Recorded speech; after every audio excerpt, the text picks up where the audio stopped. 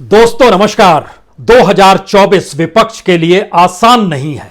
2024 को लेकर अलग अलग तरीके से समूचा विपक्ष अपनी अपनी चालों को चलने के लिए बेचैन है और इन्हीं चालों के बीच एक चाल नीतीश कुमार ने बिहार में चली। बिहार में चली गई चाल सत्ता परिवर्तन का द्योतक है या फिर 2024 को लेकर अपनी बिसात बिछाने का एक प्रयोग है। लेकिन नीतीश कुमार बिहार में बीजेपी की गठरी खोलकर एक नई गठरी लाद कर जब दिल्ली पहुंच चुके हैं तो फिर दिल्ली में वह जिस समीकरण को देखना चाहते हैं वो शायद अगले 72 घंटों तक बड़े महत्वपूर्ण है। इस मायने में महत्वपूर्ण है क्योंकि 72 घंटे के बाद तो कांग्रेस पार्टी भी भारत जोड़ो यात्रा पर निकल जाएगी। राहुल गांधी भी पहली बार इस देश को देखेंगे, समझेंगे और दूसरी तरफ दिल्ली के बाद पंजाब होते हुए गुजरात में दस्तक देने को तैयार केजरीवाल के जहन में एक ही सवाल है, अगर खुद को नरेंद्र मोदी के समानांतर खड़ा कर दिया तो फिर गुजरात जीतना आसान हो जाएगा क्योंकि गुजरात में मुख्यमंत्री तो कपड़े की तरह बदल दिए गए। इस दौर में वहां के किसी मंत्री को कोई नहीं जानता है। जान और पहचान एक ही शब्द को लेकर है और वो है मोदी। तो क्यों नहीं मोदी को लेकर चाल चली जाए और खुद को मोदी के समानांतर खड़ा कर दिया जाए। लेकिन इन सब के बावजूद भी नीतीश कुमार विपक्ष की टोह लेने के लिए दिल्ली पहुंचे हैं और अगले 72 घंटों तक वो तमाम नेताओं से मिलेंगे, ये जानते समझते हुए कि दरअसल कांग्रेस पार्टी 2024 में राहुल गांधी को ही अगुवाई करते हुए देखना चाहती है। ये जानते समझते हुए कि आम आदमी पार्टी के भीतर की समूची रणनीति केजरीवाल के चेहरे को नरेंद्र मोदी के समानांतर खड़े होते हुए देखना चाहती है।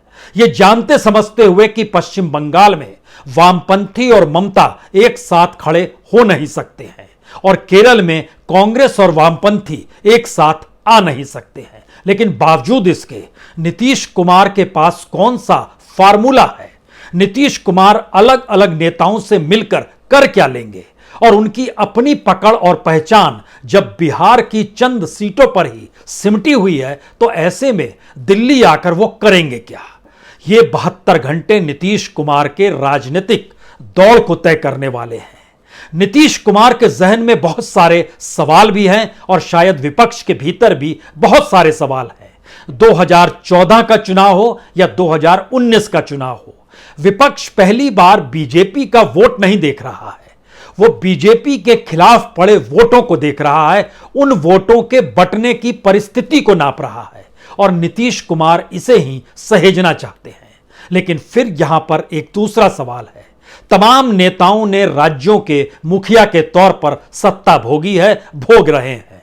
ना तो बिहार की कोई सामाजिक आर्थिक स्थिति अच्छी है, ना ही पश्चिम बंगाल की है, ना ही तेलंगाना की है, ना ही उड़ीसा की है और ना ही अलग अलग छत्रपों को लेकर शिवसेना का जिक्र कर लीजिए या फिर शरद पवार का जिक्र कर लीजिए। अच्छी स्थिति इन्होंने भी मुख्यमंत्री रहते हुए बनाई नहीं है। तो कोई चेहरा सामने लेकर आया ही क्यों जाया जाए? क्यों नहीं विपक्ष को एकजुट किया जाए और उस एकजुट की जिम्मेदारी नीतीश कुमार अपने कांधे पर उठा ले? आपको लगेगा यह प्रयोग कहीं किंग मेकर का तो नहीं है? यानी नीतीश कुमार 2024 को लेकर विपक्ष को इस तरीके से मथना चाहते हैं कि अपने अपने राज्यों में हर छत्रप सिर्फ अपनी सीटों पर केंद्रित हो और बीजेपी को चुनौती दे। जहां जहां त्रिकोणीय स्थिति आती है, यानी बीजेपी के अलावे कांग्रेस की भी मौजूदगी जिन राज्यों में है और वहां पर छत्रप भी हैं, मसलन जिक्र उत्तर प्रदेश का हो सकता है, मसलन जिक्र इसके अलावे कर्नाटक का हो सकता है, कई राज्यों का हो सकता है। लेकिन सवाल है कि अगर विपक्ष की एका अपने अपने सीटों को लेकर, अपने राज्यों में सबसे प्रभावी सीटों को लेकर वह केंद्रित हो जाए और एक समझौता 2024 से पहले सीटों के ना बंटने या वोटों के ना बंटने को लेकर सीटों की एकजुटता अलग अलग खांचों में फिट कर दी जाए जो हर छत्रप संभाले, तो क्या यह विपक्ष की एका एक नए तरीके से परसेप्शन के तौर पर नहीं उभरेगी? क्योंकि 2014 की जीत 31% वोट बीजेपी को मिले, लेकिन वहां पर सवाल यह भी उठा कि 69% वोट विपक्ष के हिस्से में गए थे। लेकिन यह वोट एक लिहाज से 2019 में घट और बढ़ गए। 37% वोट बीजेपी को मिल गए। फिर वही सवाल, 63% वोट बट गए विपक्ष के खेमे में। क्या उन वोटों को एकजुट किया जा सकता है और नीतीश कुमार अपनी भूमिका 2024 के किंग मेकर को लेकर आ सकते हैं? क्योंकि उनके जहन में कहीं ना कहीं जयप्रकाश नारायण है। इंदिरा गांधी के खिलाफ इस देश में तमाम राजनीतिक दलों के भीतर जब शोर था और यहां तक कि कांग्रेस के भीतर भी कुछ शोर था, कुछ विरोध कर रहे थे उस वक्त इंदिरा गांधी का, जिसमें नेता निकल कर भी आए, जगजीवन राम ऐसे वक्त में जनता पार्टी के साथ जुड़े जिसके बाद यह तय हो गया कि इंदिरा गांधी का हारना लगभग तय है। उस प्रक्रिया में भी कोई चेहरा नहीं था कि प्रधानमंत्री का चेहरा कौन बनेगा। मुरारजी देसाई पर बाद में सहमति बनी और वो प्रधानमंत्री बन गए। क्यों नहीं 2024 में यह प्रयोग विपक्ष करना चाहता है और उसको साधने और बांधने का सिलसिला नीतीश कुमार अपने कांधे पर लेकर अलग अलग राज्यों के जरिए कुछ चीजों को समझाना चाहते हैं, या नीतीश कुमार अपने नाम पर मुहर लगवाने के लिए अलग अलग छत्रपों से चाहते हैं कि उनकी सहमति मिल जाए। लेकिन दो सवाल बहुत साफ है जब वो दिल्ली में है। केजरीवाल किसी भी हालत में इस वक्त नरेंद्र मोदी के सामने चुनौती देते हुए जब खड़े हैं तो एक भी मैसेज वो अगले 72 घंटों में नहीं देंगे कि वह दरअसल नीतीश कुमार को प्रधानमंत्री पद का उम्मीदवार मानते हैं। यानी आम आदमी पार्टी कोई मैसेज अगले 72 घंटों में नहीं देगी। इन्हीं 72 घंटों का जिक्र कांग्रेस के साथ भी आप कर सकते हैं। कांग्रेस भी अपने तौर पर कभी भी किसी भी हालत में नीतीश कुमार के पीछे खड़े होने की स्थिति में नहीं आएगी, क्योंकि उसे लगने लगा है कि दरअसल जो लड़ाई कांग्रेस लड़ रही है और जो सवाल राहुल गांधी लगातार उठा रहे हैं, और जब पहली बार भारत जोड़ो यात्रा पर वो तमाम सिविल सोसाइटी और ऑर्गेनाइजेशन, चाहे जन आंदोलन से जुड़े हुए संगठन ही क्यों ना हो, सबको लेकर निकल रहे हैं, तो स्थिति आने वाले 3.5 महीनों के बाद कुछ और बन सकती है।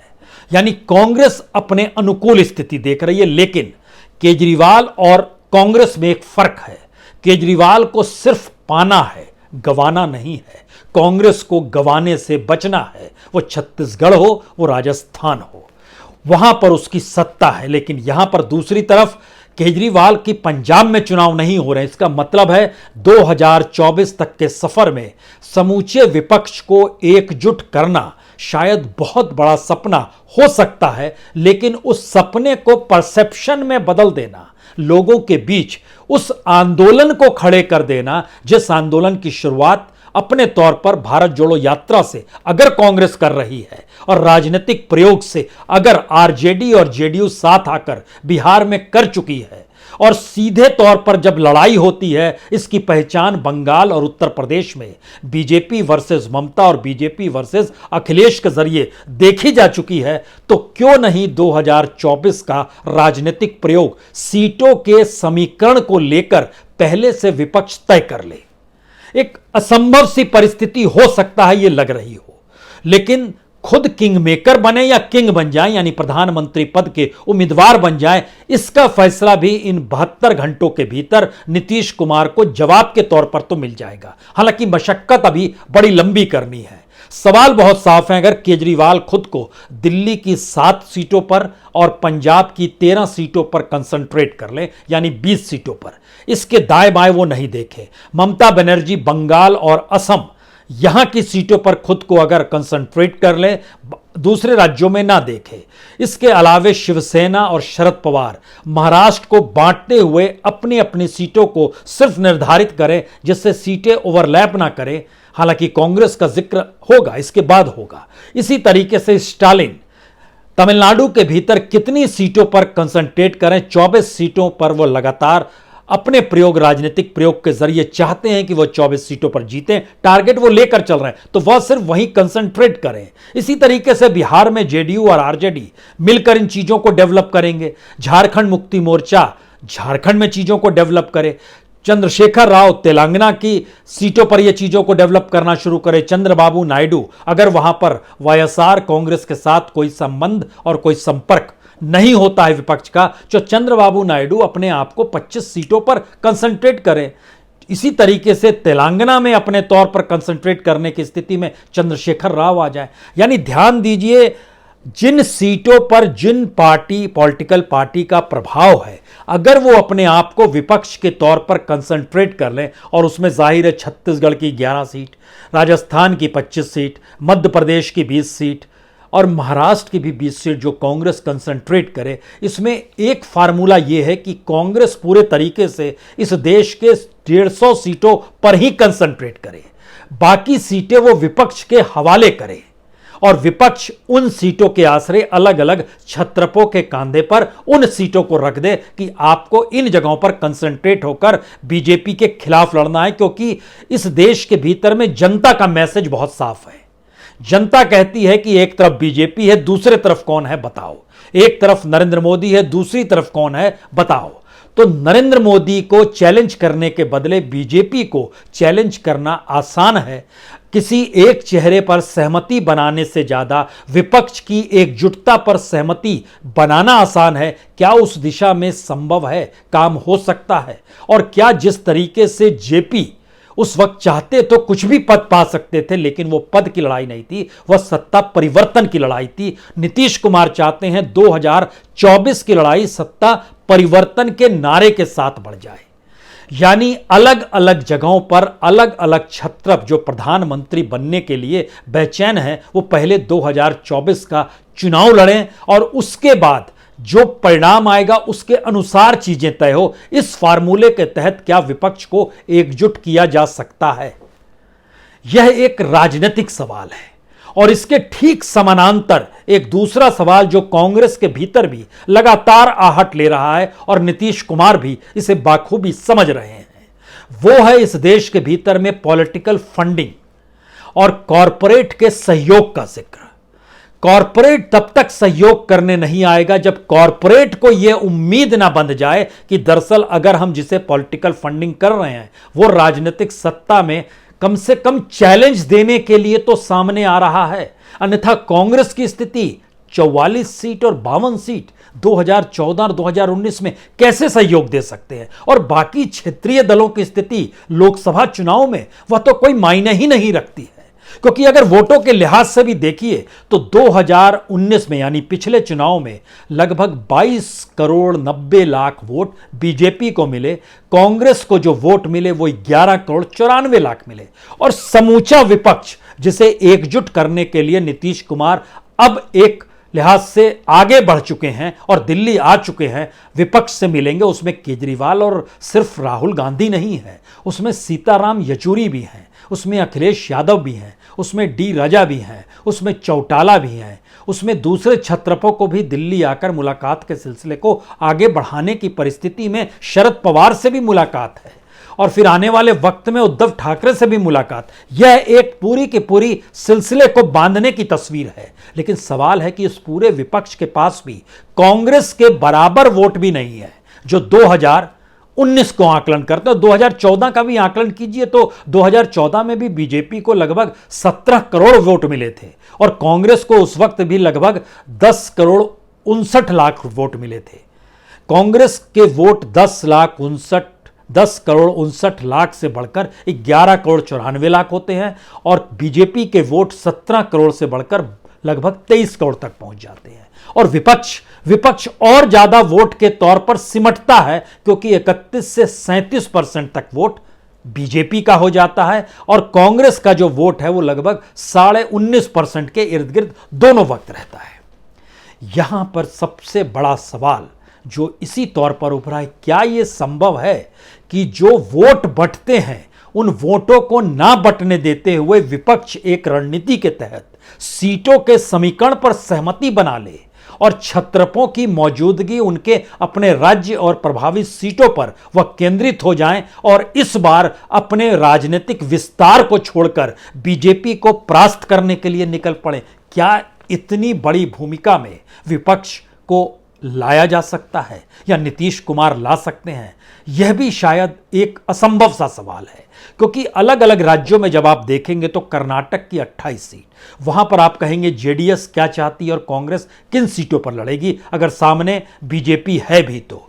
कुछ राज्य जरूर है जिसका हम जिक्र कर रहे थे, छत्तीसगढ़ है, राजस्थान है, मध्य प्रदेश है, उत्तराखंड है, हिमाचल है, लेकिन फिर हरियाणा का सवाल आते आते चीजें बंटने लगेंगी। वहां पर क्षेत्रीय दलों की मौजूदगी भी है, यानी मुकाबला आमने सामने का होगा तो बीजेपी के लिए मुश्किल है, मुकाबला त्रिकोणीय और चौकोणीय में जाएगा तो बीजेपी के लिए आसान है। विपक्ष का जिक्र कैसे होगा? विपक्ष का जिक्र होगा जब चुनौती देने की स्थिति में समूचा विपक्ष एकजुट खड़ा होते हुए नजर आ जाए और सीटों के समीकरण पर खुद को केंद्रित कर ले, यानी अपने दायरे को वो समझे। यह संभव है क्या? क्या केजरीवाल की इस पर सहमति होगी? कांग्रेस की इस पर सहमति होगी? क्षेत्रीय दलों की इस पर सहमति होगी? बीएसपी क्या करेगी? मायावती क्या करेगी? वो मायावती जो कि 2019 के चुनाव में तीसरे नंबर की पॉलिटिकल पार्टी थी, जिनको वोट मिले इस देश के भीतर में, और दलित समाज के जरिए जो वोट बीएसपी को मिले उतनी बड़ी तादाद में किसी दूसरे को वोट नहीं मिले।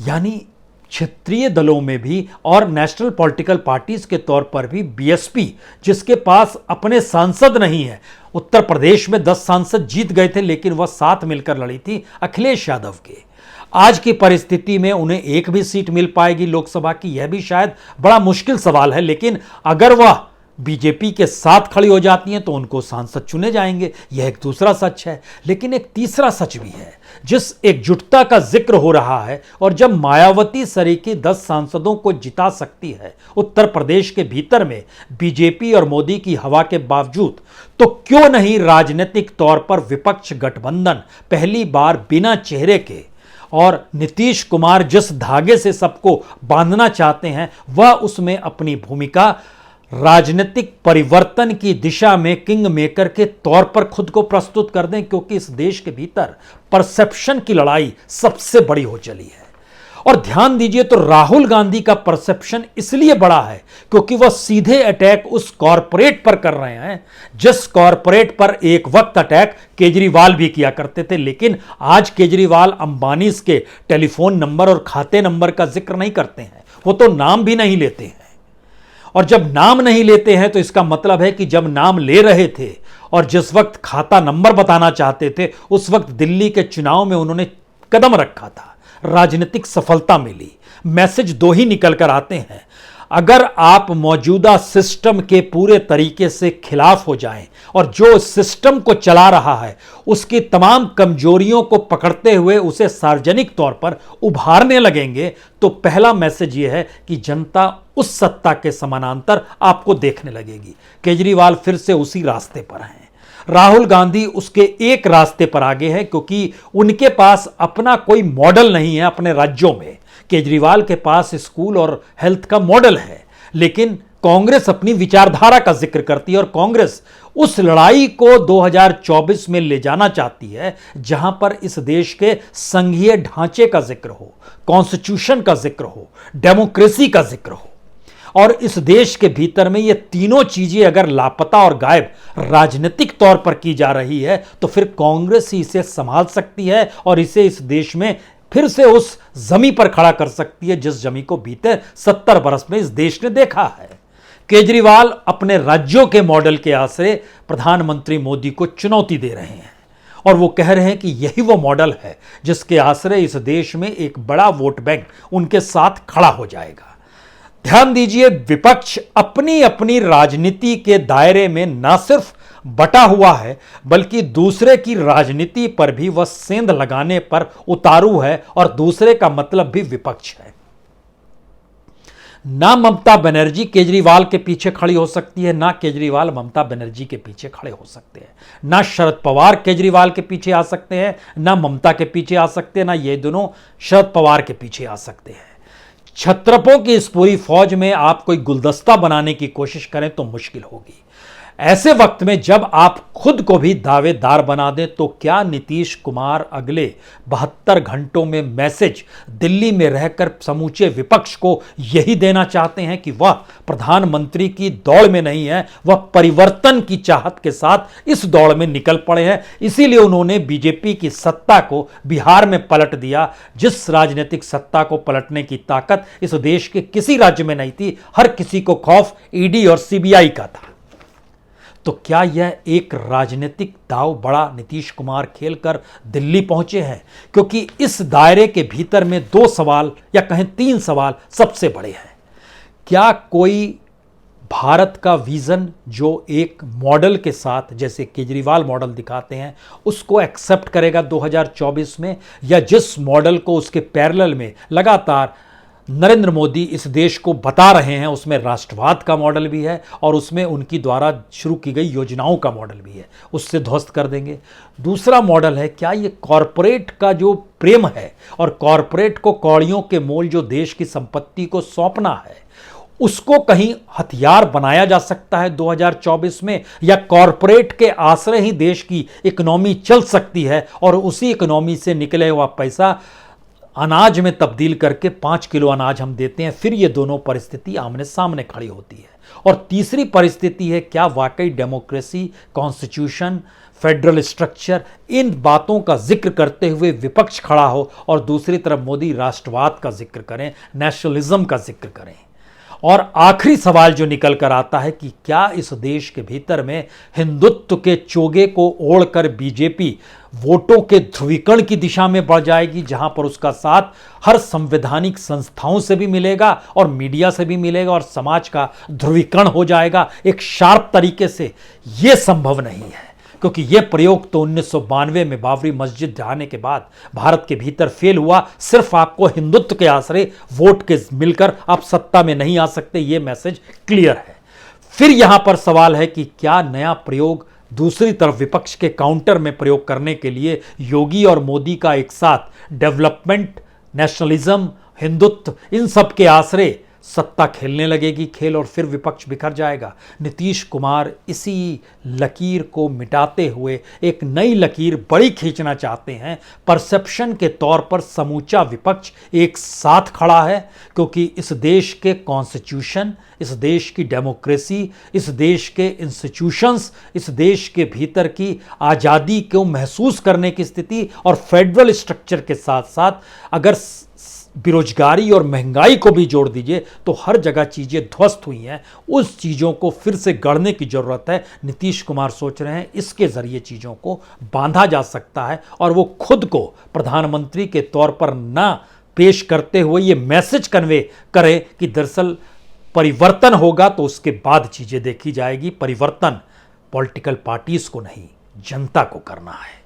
और जनता के जहन में जब तक परिवर्तन की आवाज नहीं गूंजेगी तब तक मौजूदा राजनीतिक सत्ता को आप डिगा नहीं सकते हैं। तो अगले 72 घंटे नीतीश कुमार किंग मेकर होंगे या फिर प्रधानमंत्री पद के दावेदार के तौर पर ही खुद को प्रस्तुत करेंगे? इंतजार करते हैं। बहुत बहुत शुक्रिया और इसका फैसला 72 घंटों में हो जाएगा। बहुत बहुत शुक्रिया।